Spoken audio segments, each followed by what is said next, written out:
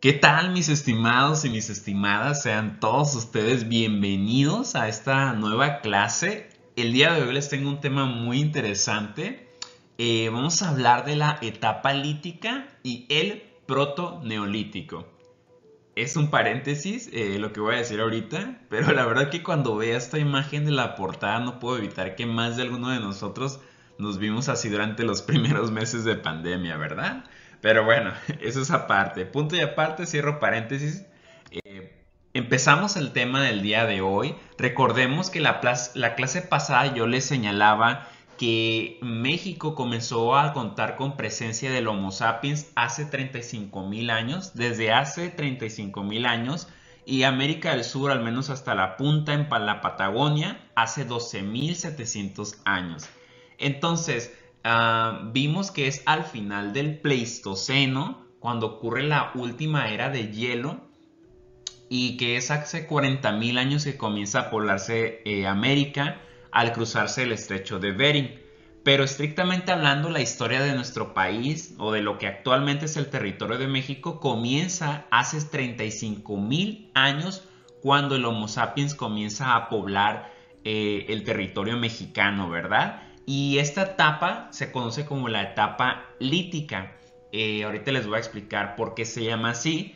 Pero bueno, por el momento habría que señalar o aclarar que la etapa lítica abarca desde el más o menos 30.000 antes de Cristo hasta, hasta que comienzan a emerger las primeras sociedades agrícolas, o las culturas o civilizaciones que echaron mano de una agricultura de manera permanente. Ahorita la vamos a ver más detenidamente en una línea del tiempo.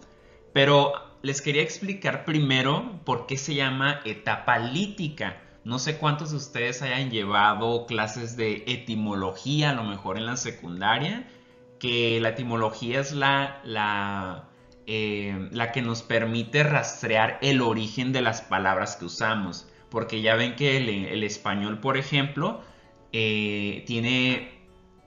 una evolución, por así decirlo, una lengua romance que evolucionó del latín, como otras como el francés y el portugués, y que también tiene una herencia de palabras de otros idiomas antiguos como el griego, ¿no?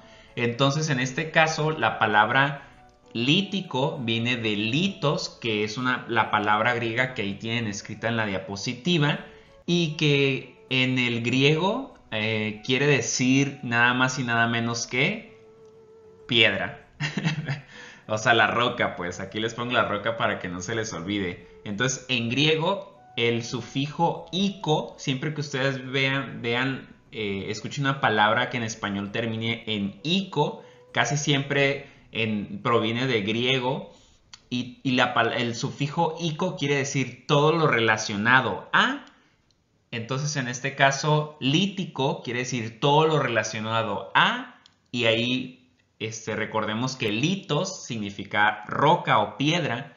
Entonces, en el caso de etapa lítica, la traducción al español sería todo lo relacionado a la edad de piedra. Entonces, por eso se conoce como la etapa lítica, la edad de piedra, porque en este tiempo, en este periodo, la mayoría de los vestigios arqueológicos que se encuentran o los que se usaron en esa época son herramientas de piedra, aunque también hallamos otro tipo de vestigios arqueológicos, como lo pueden ser pieles de animales, pero también instrumentos elaborados con huesos, o sea, restos óseos de los animales que cazaban estos seres humanos prehistóricos. Pero también es posible encontrar entre los restos arqueológicos, también encontramos cestos, ¿no? Cestos elaborados con fibras vegetales, aunque estos son más difíciles, mucho más difíciles de encontrar, porque por así decirlo, son materiales orgánicos. Las fibras vegetales es muy raro encontrarlos, súper raro, porque con el paso del tiempo pues se van deshaciendo y no se conservan tan fácilmente. Entonces, por eso no es tan fácil encontrar ese tipo de evidencia arqueológica si la comparamos al menos con la piedra, ¿no? Que es un poquito pues más duradera que las fibras vegetales. Pero bueno, aquí les pongo ese famoso meme del gato, de yo lo había ponido aquí. Pues sí, ahí lo dejaron los seres humanos, los grupos prehistóricos, a lo mejor dejaron un cesto de fibra vegetal, pero pues ya no lo vamos a hallar. Muy difícilmente se conserva con el paso del tiempo. Y bueno, ahora sí, como les decía, lo prometido es deuda. Aquí les hice una línea del tiempo personalizada para que se ubiquen pues mucho más precisamente. Recordemos que ya les había hablado de que la primera línea que está hasta en la parte superior de la diapositiva, ahí yo les puse más o menos cómo se relaciona las etapas geológicas con estas cronologías de la historia humana.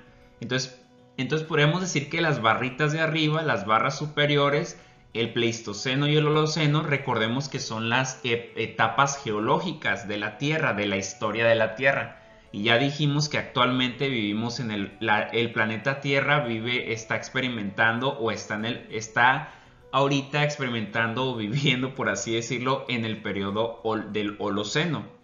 Y el Pleistoceno fue el anterior, que ya dijimos que es donde ocurrieron varias glaciaciones y que la última es la que permite la formación del estrecho de Bering, por el cual cruzaron los seres humanos para poblar América.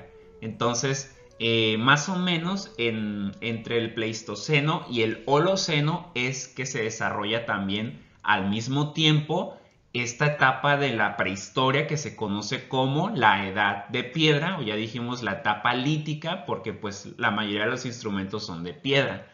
Entonces, a su vez, tenemos por así decirlo, tres periodos que integran la edad de piedra, que ya dijimos que comienza más o menos la edad de piedra en el 30.000 antes de Cristo y culmina más o menos en el 2500 antes de Cristo. Y en el caso del territorio mexicano, cuando se acaba la edad de piedra es cuando podemos apreciar ahora sí el surgimiento de las grandes civilizaciones mesoamericanas. Entonces aquí pueden observar ustedes, tomarse el tiempo, si quieren luego en este video ponerle pausa para observarlo, siéntanse con la total libertad de hacerlo. Pero ahorita vamos a hablar uno por uno de los tres periodos que conforman la etapa lítica. En general, el arqueolítico empezó en el 30.000 antes de Cristo, el cenolítico 12.000 años antes de Cristo y el protoneolítico 5.000 antes de Cristo. Ahorita vamos a empezar con el arqueolítico, que si se dan cuenta coincide con la etapa del Pleistoceno.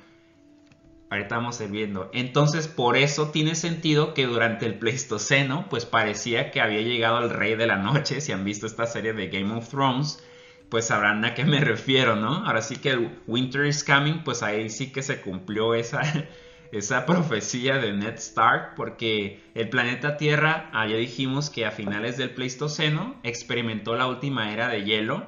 Entonces, en el periodo arqueolítico, el cual es el primer periodo de la edad de piedra en el territorio mexicano, pues había un clima muchísimo más frío en ese entonces y habitaban una fauna de mayor tamaño, animales que ya lamentablemente se han extinguido. Y aquí les pongo algunos ejemplos. Aquí tenemos el mamut, creo que es el mamut americano, así se le llama, de gran tamaño. Y abajo en la parte inferior derecha pueden observar, ahí se ve como un monito, está en comparación con el ser humano para que se den una idea de cuánto medían. Obviamente si lo ponemos en contraste con los dinosaurios, pues los dinosaurios todavía eran más grandes, ¿verdad? Pero no deja de impresionar el tamaño del mamut, que era el gigante entre gigantes de la era de hielo. Es el Manny, pues el Manfred de la era de hielo. Entonces ahí pueden ver, no les puse más imágenes, pero también ahí a la derecha, en la parte inferior derecha, también se encuentra el mastodonte, ¿no? que de alguna manera, si no me equivoco, están emparentados. Pero no solo había mamuts, esta gran fauna en el arqueolítico, sino que también había unas especies de camélidos, de camellos. Dirían, ay, qué raro, ¿no? Yo pensaba que solamente estaban o habitaban en los desiertos allá del Sahara, no sé. Pero sí, también había camellos. Y un dato muy curioso que a veces se es olvidado es el hecho de que también durante el Pleistoceno llegaron a migrar caballos que habitaron la región de lo que ahora llamamos pues Mesoamérica. Entonces, bueno, no solo Mesoamérica, sino el actual territorio mexicano. Ese caballito no era muy alto, si se dan cuenta, si lo ven en la parte inferior derecha, pero es muy curioso porque luego se olvida.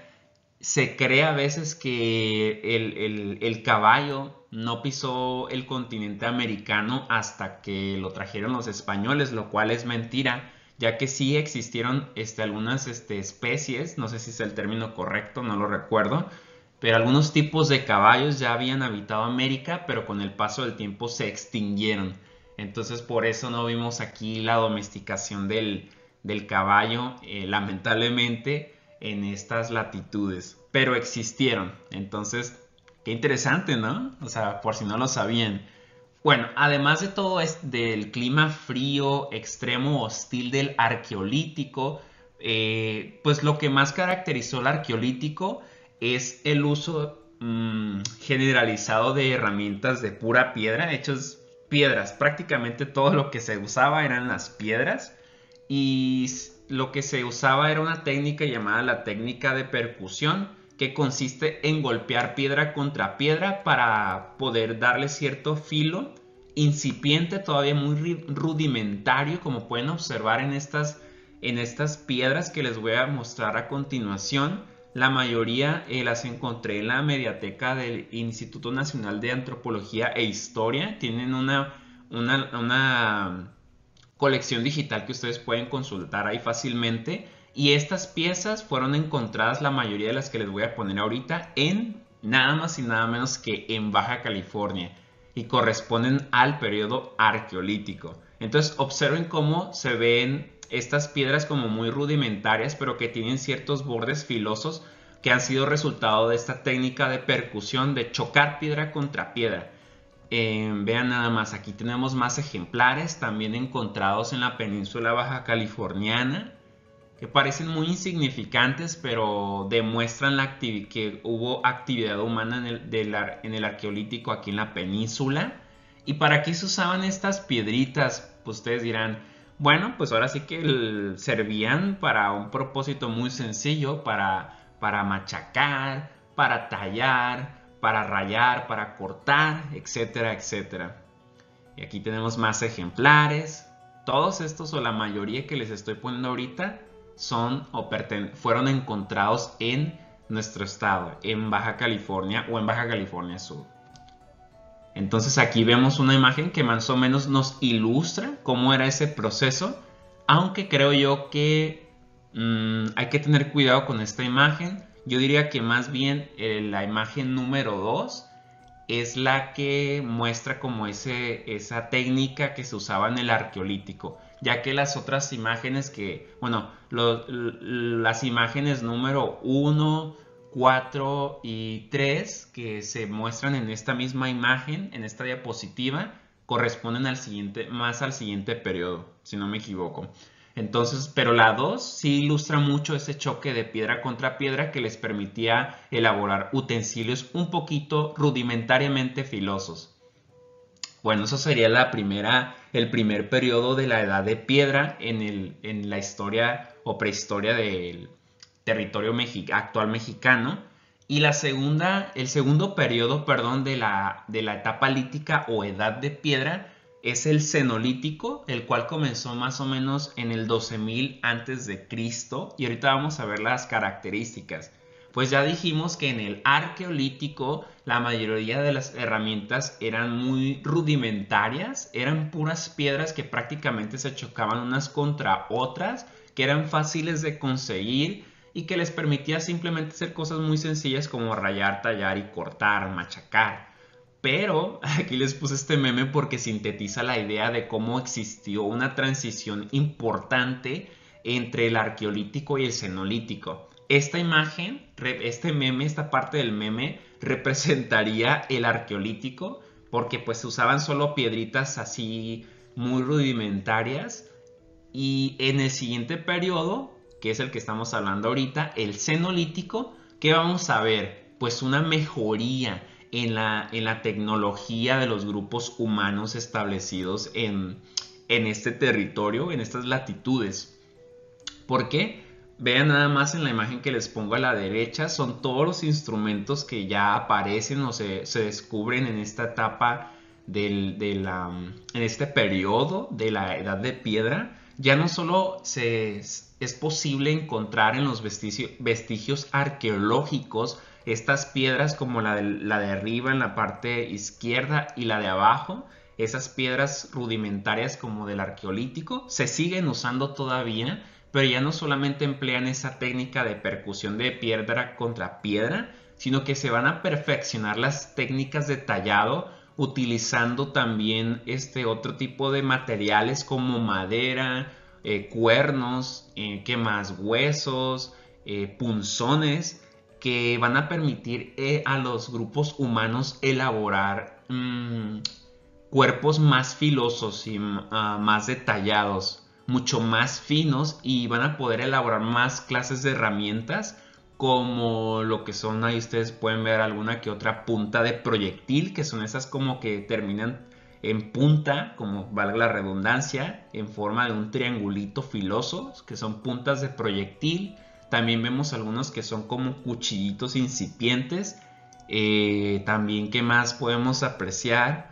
Creo que ahí se puede apreciar. Pues otra cosa muy importante es que ya en el cenolítico se aprecia el surgimiento de algunos como metates o morteros. Ahí están, son los que están como, parecen platitos, ¿verdad? Entonces esos son metates ya de piedra que se usan pues para moler, no sé, semillitas, lo que sea. Entonces, no solo vemos en el cenolítico un aumento cuantitativo de la tecnología empleada por los seres humanos que habitaban estas regiones, sino también vemos un aumento cualitativo. O sea, vemos que aumenta la cantidad de herramientas utilizadas, pero también son de mejor calidad.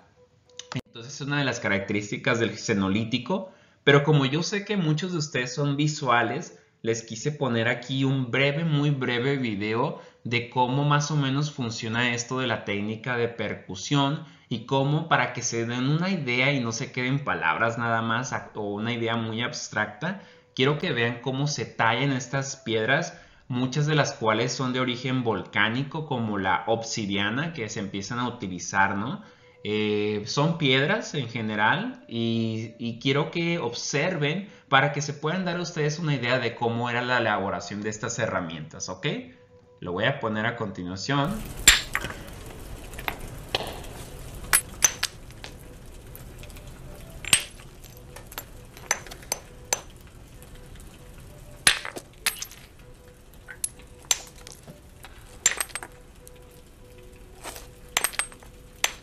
Para la extracción de láminas de piedra se prepara, a partir de la talla de un bloque o canto rodado, un núcleo alargado y de sección más bien circular que tenga una arista longitudinal destacada.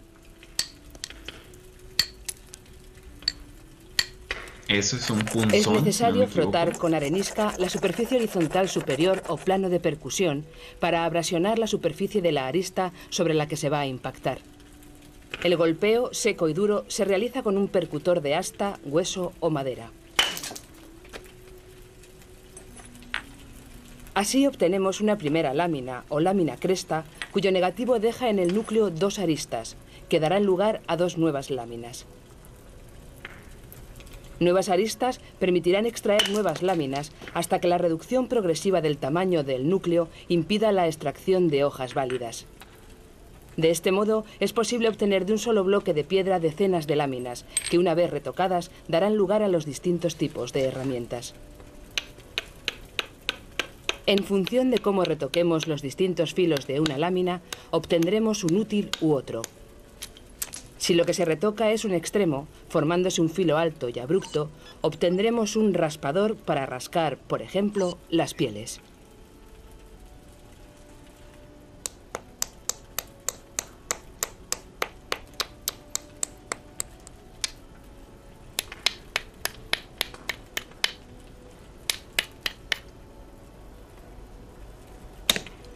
Si nos apoyamos en un pequeño yunque de piedra y con un percutor de asta golpeamos los bordes de una lámina longitudinalmente para extraer pequeñas laminillas formando un ángulo, obtenemos un buril que nos permitirá grabar o ranurar distintos materiales.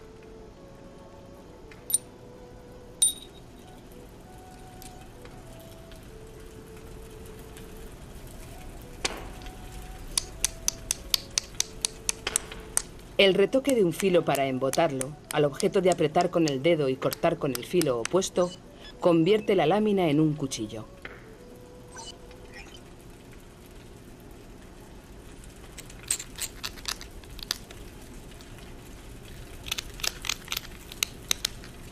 ¿Ven cómo está haciendo el tallado con presión? Esa es una nueva técnica que aparece en el cenolítico, de lo que les hablaba, usando otros instrumentos El retoque de los además de filos la por piedra. presión hacia el interior de cada una de las caras, sumado al apuntamiento general de la lámina, permite la fabricación de eficaces puntas de proyectil que pueden ser adaptadas para su enmangue.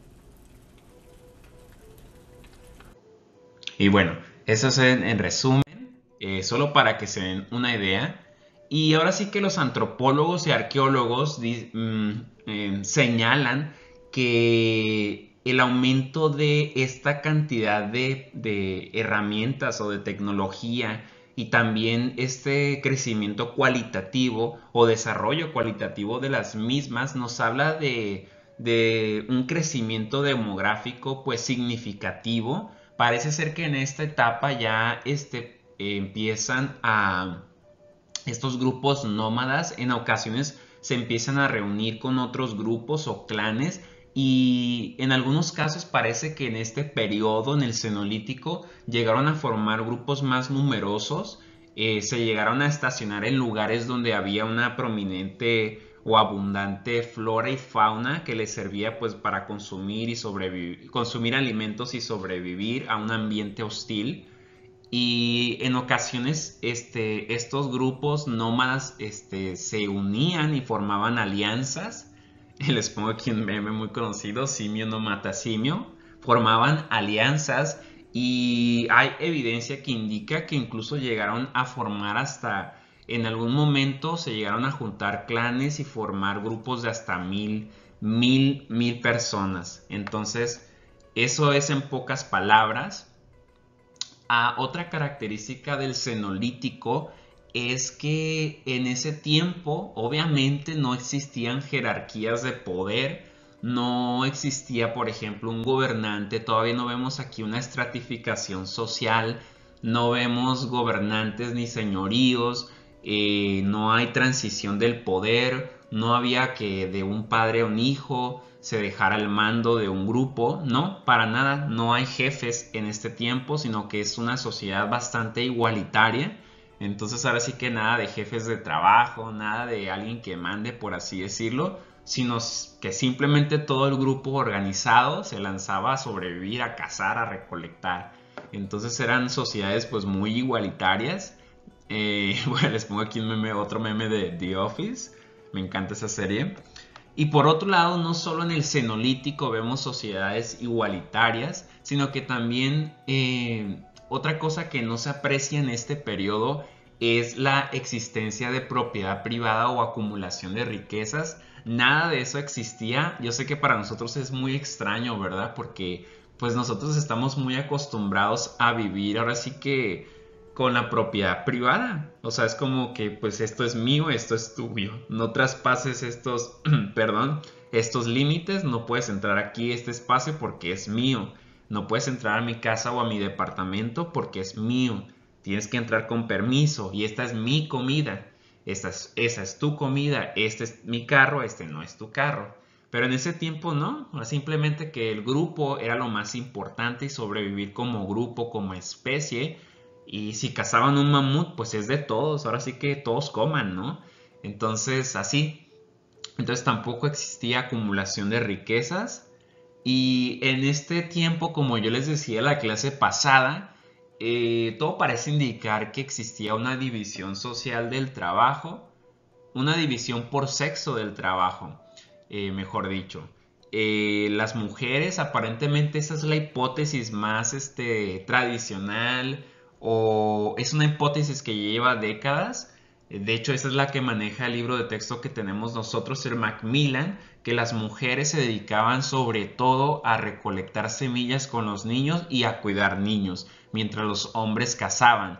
Pero yo les recomiendo, si a ustedes les interesa más este tema, honestamente yo no me he dado la tarea todavía de leer este libro, pero lo tengo en mi lista de pendientes porque he leído algunos artículos que van en la misma línea que el de esta arqueóloga o antropóloga francesa, si no me equivoco, no sé cómo se pronuncia este nombre, Marilyn Patot Matisse. Su libro se llama El hombre prehistórico, es también una mujer, y la tesis de esta antropóloga arqueóloga es que las mujeres, hay evidencia de que también las mujeres se dedicaban a la casa, y que no a la casa en el sentido de a la casa con Z, no con S, ¿verdad?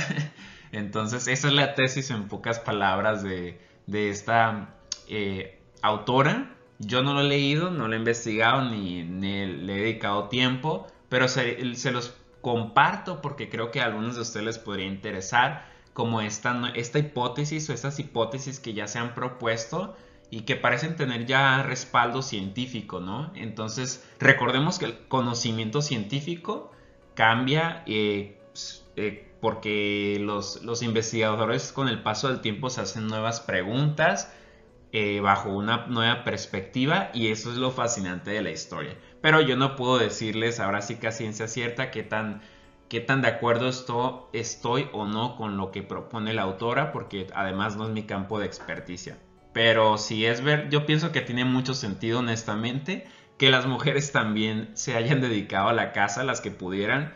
O sea, porque en esos tiempos, en un ambiente tan hostil, pienso que ahora sí que todos tenían que colaborar, y ahora sí que si podías ayudar a cazar, pues ahora sí que te lo iban a pedir, ¿no? Entonces, para mí tiene mucho sentido, pero me estoy adelantando antes de leer ese libro.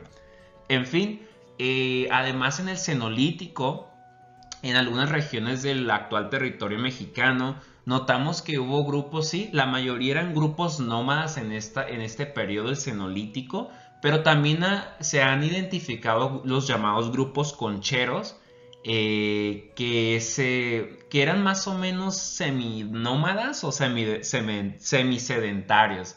Eran más proclives al sedentarismo que otros grupos, porque como se hallaban en las costas, pues ellos dependían de los moluscos, de otros alimentos, de fauna marítima. Entonces se quedaban muy cerca de las costas porque no tenían necesidad de conseguir tantos alimentos como los que vivían en las regiones centrales, ¿verdad? Y radicaban en estas como cuevas o zonas costeras que se conocen con el nombre de concheros. Y estas están también de estas fotos que les estoy enseñando también son vestigios arqueológicos de Baja California, para que se emocionen y se animen también a descubrir su propia entidad, que sepan que también hay un pasado prehistórico muy muy interesante, y tenemos yacimientos muy muy importantes de nuestra prehistoria. Entonces finalmente llegamos al protoneolítico, que es el último periodo, que comenzó en el 5000 antes de Cristo, perdón, y es el último periodo de la Edad de Piedra. Y es en este periodo donde vemos por primera vez al ser humano interviniendo en los ciclos naturales de las plantas, que empieza a recoger, ya llevaba tiempo recolectando semillitas, ¿verdad? Sobre todo las mujeres, según la hipótesis tradicional, se dedicaban a recolectar estas semillas. Y es en este periodo donde vamos a ver cómo poco a poco, bueno, desde antes, pero sobre todo en el protoneolítico, es cuando se consolida primero la domesticación de ciertas plantas, de ciertos vegetales que van a dar lugar finalmente al establecimiento de la agricultura y la aparición de ciertas civilizaciones de Mesoamérica. Pero vean nada más, esta diapositiva me parece muy interesante porque nos muestra, está súper detallada, muy bien hecha, ya que nos muestra más o menos el periodo en el que se fueron domesticando algunas especies vegetales. Por ejemplo, vemos que sobre todo en Mesoamérica, si se dan cuenta, vemos que uno de los primeros vegetales que se domesticaron fueron la calabaza huicha, y que se han encontrado restos arqueobotánicos desde hace 10.000 años en Oaxaca, hace 8.000 años en Puebla, 6.000 en Tamaulipas. Casi todos los restos se han encontrado de hecho en Oaxaca, Puebla y Tamaulipas. La siguiente planta que se domesticó en la edad de piedra fue el maíz, obviamente, súper importante. Es increíble cómo este hecho cambió y nos afecta hasta el presente, ¿no? Hasta ahora sí que el hecho de que hasta la fecha consumamos maíz, pues ya tiene varios milenios de consolidarse, ¿no? Esta práctica culinaria y cultural que es el consumo de maíz de diversas formas.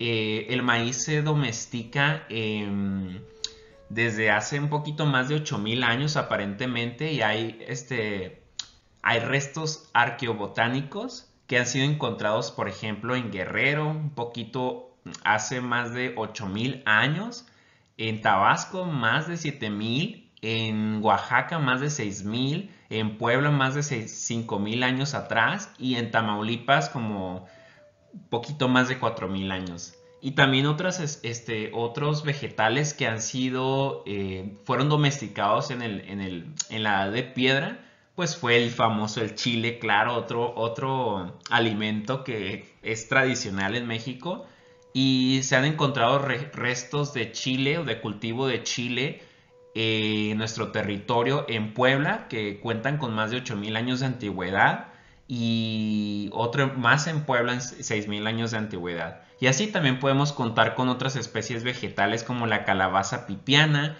la calabaza de pellejo y finalmente los frijoles. Pero podemos decir que en general las primeras plantas o vegetales que fueron domesticándose en nuestro territorio fueron la calabaza, el chile, el maíz y el frijol.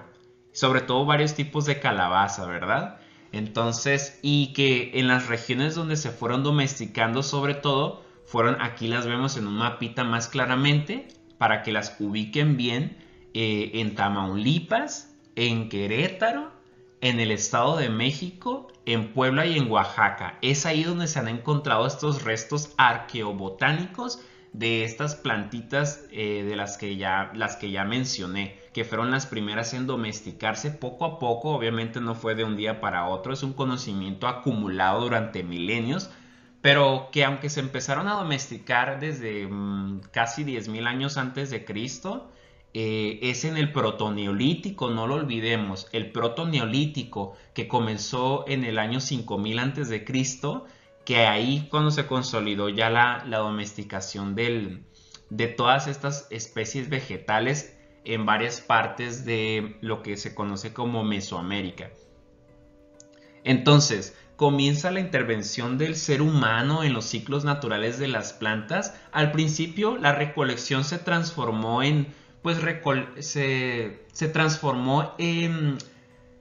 pasó de recolectar simplemente algunas semillitas y sembrarlas, a lo mejor algunas cuantas, sembrarlas en un territorio, en un pedazo de tierra más cuidado, protegido para que no tuviera como plantas rivales. Ya ven que siempre hay maleza, entonces que compite con las plantas que dan ciertos frutos o alimentos. Y pues estos seres humanos empezaron como a sembrarlas en cantidades pequeñas, ¿verdad? A lo mejor al lado de un lago, de un riachuelo, de un barranco, etc. Entonces, después de eso, comienza ahora sí la domesticación. Una cosa es que tú tomes unas cuantas semillitas y las plantes al azar ahí en un lugar más cuidado, y otra cosa es domesticarlas. Y ahorita les voy a explicar qué es la domesticación de plantas. Ahora sí que como un ejemplo, ¿no? Si ustedes se acuerdan de estas caricaturas de Pokémon, pues están los de tipo vegetal. Entonces, vamos a decirlo de esta manera, que una cosa es que tú atrapes al Pokémon con la Pokébola, ¿no? Y otra cosa es que tú entrenes al Pokémon. Entonces son dos cosas distintas. De la misma manera, una cosa es que estos grupos humanos al principio apartaran semillas y las plantaran en un territorio más cuidado, y otra cosa es ahora sí la domesticación, que es que seleccionaran específicamente las semillas mejor compuestas genéticamente, es decir, seleccionaran las mejores, las semillas que garantizaran que pudieran cultivar las plantas que tendrían mejores frutos de mayor tamaño, más apropiadas para el consumo humano. Son dos cosas distintas. Entonces a este proceso se le conoce como proceso de evolución bajo domesticación de plantas, que consiste en, bueno, tomaban las semillitas, las sembraban, las tomaban obviamente de las plantas silvestres, luego las cosechaban, volvían a seleccionar semillas, algunas se las comían, otras las almacenaban y volvían a repetir este proceso, y eso generaba una gran biodiversidad. Entonces es así como ocurre la domesticación poco a poco del maíz, de la calabaza, del chile y del frijol. Y vean nada más, o sea, estas imágenes me parecen impresionantes, porque todo esto a largo plazo va a generar que en nuestro territorio se domestiquen pues muchos tipos, por ejemplo, de chiles. Vean, por ejemplo, los chiles de en medio. Vean la riqueza cultural que tenemos y que tiene una larga historia milenaria. Los chiles que tenemos en la diapositiva, los de en medio, todos esos son los chiles nativos que fueron domesticados desde el tiempo de la prehistoria, específicamente más o menos desde el protoneolítico, que es el periodo que estamos viendo ahorita. Y a la izquierda ven los chiles nativos silvestres, o sea, los que existían desde aquellas épocas, pero que no fueron domesticados. Y el de la derecha vemos ahí en la parte superior pues algunos chilitos que fueron introducidos después. Pero vean nada más la diversidad de chiles nativos que fueron domesticados. También tenemos en esta diapositiva algunos frijoles. Vean la variedad, es increíble. Yo creo que yo no he probado todos los frijoles que vemos en esta diapositiva. Pero qué increíble, ¿verdad? Cómo con el paso del tiempo también, o sea, es increíble cómo las mismas plantas tienen una historia, ¿no? O sea, no han permanecido estáticas. Lo mismo podemos decir del maíz. Es increíble los colores, las formas y los tamaños de los tipos de maíz que podemos encontrar en estas latitudes. Y ahorita vamos a ver un poquito más del maíz, porque no sé si ustedes sepan, pero el maíz, o sea, el maíz es un producto evolutivo domesticado. El maíz del que yo hablo, el maíz que ustedes se comen con, no sé, con un caldo de res o en los granos de elote que se comen cuando comemos un vasito de elote, que ya se me antojó a estas horas. Un vasito de elote con mantequilla y queso y chilito, uy, qué rico. No es el mismo maíz del que hablamos o al que me he estado refiriendo hasta este momento. Porque hagan de cuenta que el maíz tuvo un ancestro que era mucho más amargo, pequeño y con menos granos, que se conoce como el teocintle. El maíz moderno, el que consumimos nosotros, es un producto mejorado genéticamente por la obra humana, de esta plantita que se conocía o se conoce como teocintle. Si se dan cuenta, a la izquierda vemos esa plantita, el teocintle silvestre. Vean nada más cómo va evolucionando. En la parte de arriba vemos el teocintle en su forma pues salvaje, natural, sin intervención humana, cómo pues fue cambiando. Y abajo vemos cómo se fue tomando el ser humano en el protoneolítico. Empezó a tomar los teocintles pues más abundantes de granos, de mejor tamaño.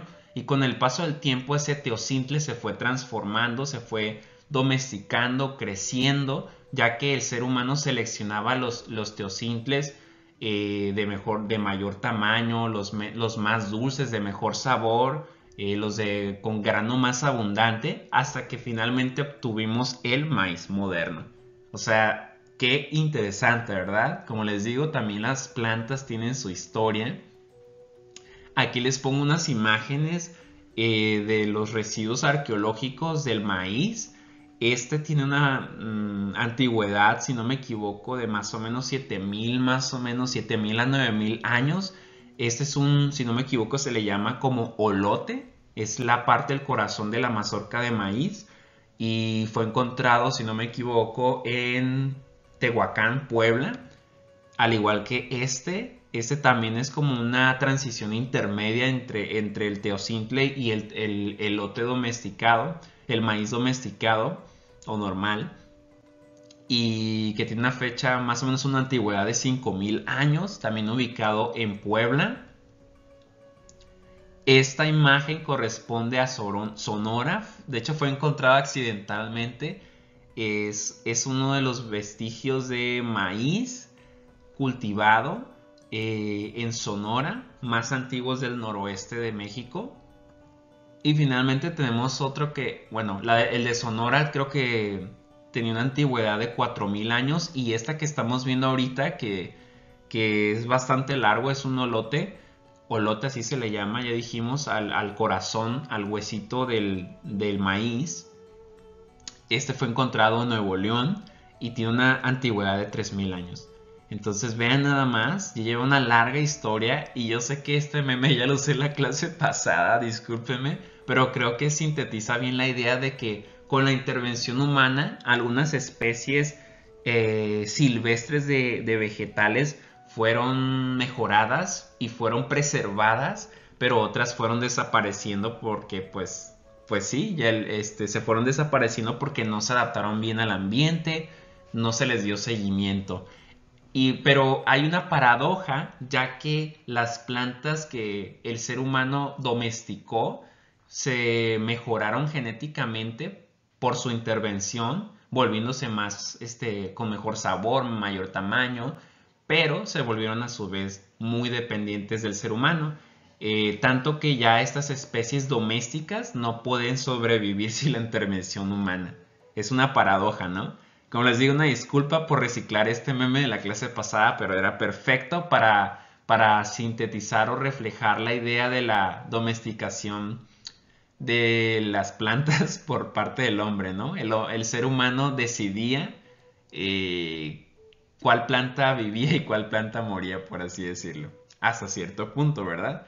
Entonces por eso les pongo, vean nada más hasta la profundidad de este meme sobre meme. Y ahí estamos llegando a un nivel más de abstracción, ¿no? O sea, debes estar realmente desesperado para pedirme ayuda. Sería el meme, ¿no? Un meme de un meme. Y bueno, estos cambios que ocurrieron en el protoneolítico fueron súper importantes, muy, muy importantes.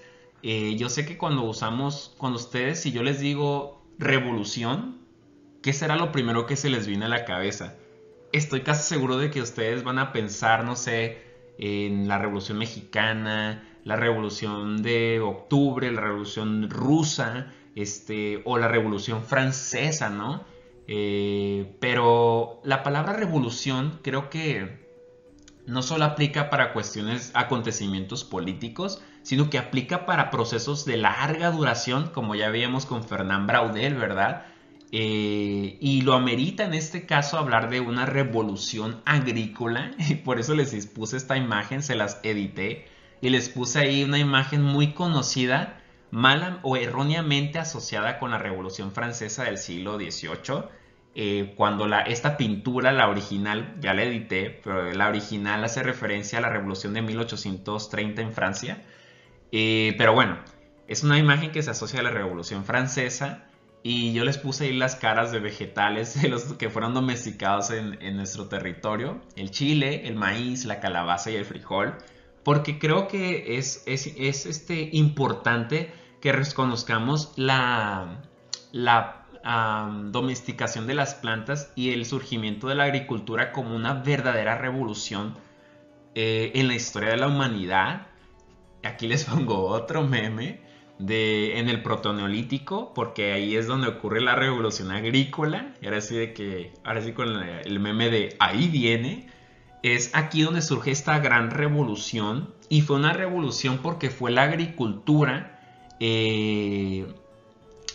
la consolidación de las prácticas agrícolas, las que permitieron que, pues que ahora en adelante estos grupos humanos tuvieran a su disposición alimentos sin tener que trasladarse de un lado a otro para cazar a un animal o estar solo recolectando las semillitas, sino que ahora las podían sembrar y mejorar. Y esto implicaba que podías abastecer de alimentos a tu población y que a más gente, o sea, tener una mejor alimentación cualitativamente y también en cuestiones de cantidad. Entonces, la agricultura permitió un aumento de la población. Ahora más gente podía alimentarse sin la necesidad de desplazarse de un lado a otro. ¿Y qué implicó esta revolución agrícola? Pues dio lugar al sedentarismo. Aquí les puse otro meme de cuando por fin dominas la agricultura y ya no tienes que moverte de un lado a otro para conseguir alimentos. Esto es falso, bueno, no es del todo correcto, porque aunque en el protoneolítico aparece la agricultura y comienzan a transformarse los seres humanos en grupos sedentarios, ya no son tan nómadas, aún así durante mucho tiempo habría que aclarar que la práctica de la agricultura siguió conviviendo con la caza y la recolección, aunque pues ya poco a poco se va consolidando la práctica agrícola como la principal fuente de alimentación, ¿verdad? Y lo otro, la caza de animales de fauna y la recolección nada más de semillas o de frutos, pues simplemente quedan como prácticas complementarias. Pero sí, claro, la agricultura o la revolución agrícola trajo grandes ventajas, el ya no tener que desplazarse de un lado a otro, ya no tener que depender de la caza de un animal. Pero aún así tuvo también su contraparte, tuvo un precio, y por eso les pongo este otro meme que dice: cuando por fin pones en práctica la agricultura y te conviertes en una gran civilización de la antigüedad. ¿Lo conseguiste? Sí. ¿A qué costo? División social del trabajo, creación del Estado y de la propiedad privada. Porque, como yo les decía, todavía en el Cenolítico veíamos que los grupos humanos no eran muy numerosos, que el trabajo se dividía más que nada por sexo y por edades nada más, y que no había gobernantes, no había propiedad privada, y no había alguien que gobernara ni pasara el poder o la autoridad que lo heredara a sus hijos o a su progenie, ¿verdad? Pero ya con la agricultura, como ya no se tienen que mover de un lado a otro y ya no todos se tienen que dedicar solo a recolectar o a cazar para sobrevivir día al día, pues van a empezar a aparecer nuevos oficios, nuevos trabajos, nuevos grupos sociales diferenciados, un gobierno, alguien que tiene autoridad sobre los demás y que traspasa su poder a sus futuras generaciones, a sus hijos y a los hijos de los hijos. Y ya nace la idea de la propiedad privada, de esto es mío, esto es tuyo. Yo tengo poder, tú estás subordinado. O sea, ¿sí me explico? Aparecen las relaciones socioeconómicas desiguales. Entonces, pues claro, la agricultura trajo sus ventajas y sus desventajas. Y ahora sí que llegamos al final de la prehistoria, que generalmente entre historiadores se ha llegado al acuerdo de que la prehistoria es una etapa de la historia universal que termina con la invención de la escritura, sobre todo por ejemplo ya en Europa y en Asia. Se toma como referente la aparición de sistemas de escritura como el de la escritura cuneiforme, que fue utilizada por los sumerios, los acadios y los hititas, o los jeroglíficos egipcios, ya como en el 3000 a.C. o más incluso. Pero en el caso de América, de nuestro continente o de Mesoamérica más específicamente hablando, no se tiene esas mismas fechas para periodizar el fin de la prehistoria. Aquí tarda un poquito más, como 500 años más, porque aquí se toma como punto de referencia no tanto la aparición de la escritura para marcar el fin de la prehistoria, o más bien de la edad de piedra, sino la aparición de la cerámica. Entonces, lo cual sucede en el 2500 a.C. A la izquierda ven el objeto de barro más antiguo que ha sido ubicado en Ciudad de México, o sea, en todo México en realidad. Y a la derecha tenemos otra pieza de cerámica, que es como una vasija, ¿verdad? Y las pongo para que recuerden eso, que simplemente con la aparición de la cerámica en Mesoamérica es que se cierra esta etapa que es conocida como se cierra el protoneolítico y a la vez se cierra y culmina la edad de piedra o la etapa lítica que comenzó en el año 30.000 a.C. y terminó en el 2500 a.C. Y a partir de este momento comienza oficialmente, y lo vamos a ver en las siguientes clases, comenzará la historia ahora sí de estos grupos o civilizaciones que poblaron varias regiones del actual territorio mexicano, y vamos a ver con mayor detenimiento el caso de Mesoamérica porque ahí se desarrollaron grandes civilizaciones, pero por el momento podemos decir que en el norte de nuestro territorio pues van a establecerse dos culturas generales muy diferenciadas con rasgos muy distintos, grupos humanos que en el norte pues todavía se van a dedicar a la caza y a la recolección, obviamente montados en un tiranosaurio, como pueden ver, o sea, puro como dicen, lomo plateado acá, los norteños desde ahí lo tenemos. Es broma, obviamente no había ningún ser humano que estuviera, no había chichimecas montados en tiranosaurios. Pero sí, se dedicaban a la caza en el norte, con todas las implicaciones culturales que esto conlleva. Y en el sur, pues en el sur las civilizaciones fueron mucho más complejas porque con la agricultura, vamos a decirlo, iban un paso más adelante de las sociedades o grupos sociales o humanos del norte de esa región conocida como Aridoamérica. Y en el sur vamos a ver que pues ahí hacían otras cosas. Como vemos, una de esas cosas les gustaba esto de sacar corazones, ofrecérsela a los dioses, y ya lo vamos a ver con mayor detenimiento. Pero obviamente es en Mesoamérica donde se desarrolla la revolución agrícola, y ahí sí, por eso tenemos esta explicación de por qué ahí tenemos grandes pirámides, civilizaciones que desarrollan conocimientos de matemáticos, astronómicos, religiosos muy muy detallados en comparación con los grupos del norte que siguieron siendo cazadores recolectores, ¿verdad? Pero bueno, eso es todo hasta el día de hoy. Espero que hayan disfrutado la clase. Les mando un fuerte abrazo. Cuídense mucho. Adiós.